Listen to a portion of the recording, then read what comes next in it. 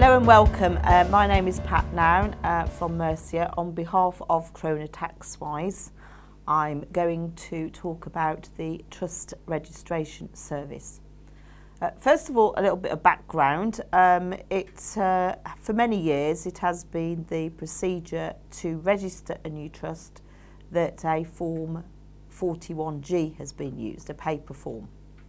I suppose therefore it was only a matter of time that new trusts would be required to register online. But in fact, the introduction of the Trust Registration Service isn't just for new trusts. It started effectively with the paper form being withdrawn in July 2017. And the introduction of the registration service isn't in fact just about making things digital. Apparently one of the other reasons for its introduction is to ensure compliance with EU money laundering regulations, which is quite interesting given that we're in the process of Brexit. But also there is another agenda item here, and that of course is to find out who exactly are the beneficial owners of trust assets. There's a similar sort of move with partnerships, with some of the clauses in the new Finance Bill 18 are about trying to find out who are the real economic partners in some of the more complex partnership situations. And I suspect that that is one of the aims here with trusts that are complex. So we need to distinguish between a new trust and an existing trust. So for a new trust, so that would be for this purpose in terms of notification, a trust which had a tax consequence, so for example maybe became a new trust becoming liable for income tax as an example, during 2016-17.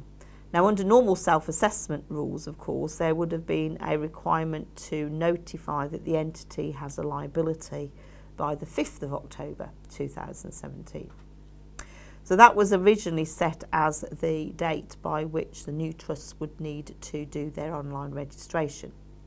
But because of teething problems, which I'll come on to in a moment, that has now been extended to the 5th of January 2018. However, more importantly is the fact that it is not just a requirement on new trusts to register. In fact, all trusts need to, if you like, re-register using this online service. And that therefore is a vast number across the UK as a whole. And the deadline for existing trusts is 31st of January 2018. Of course, this is an extra burden of what is a very busy time of year in terms of obviously getting the self-assessment returns done. It's also a requirement of some complex estates to have to register using this service as well. And once registered, it's something that will have to be kept up to date. In other words, an annual update will be required, and that will become clear as I go through the details that will be needed in order to go through the registration process. Now, technically only trusts that have a tax consequence are required to register, but that is across the board. So a trust may not, for example, have an income tax consequence, but it might have an inheritance tax consequence. So you need to consider whether the trust has obviously a consequence for income tax, capital gains, inheritance tax, or even stamp duty and land tax. Now, in terms of going through the registration procedure, what information will you need to have to hand is a very detailed information. I'll itemise the 4 key areas, but you will need, it is best to check that you have obviously the full list of information that is required by perhaps doing a pilot on one of your trusts, so that you're aware or can gather that information for all the others. So we would need to have the settlor or settlor's name and address. Beneficiaries. Now, of course, one of the issues with beneficiaries is that certain trusts are set up for a group or class of beneficiaries, and some of those may not yet be born.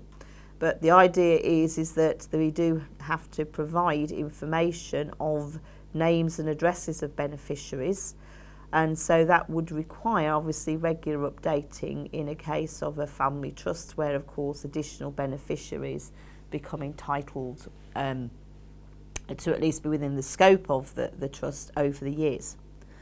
Assets, details of assets that are held in the fund and their value is required, and of course the trustees' names and addresses.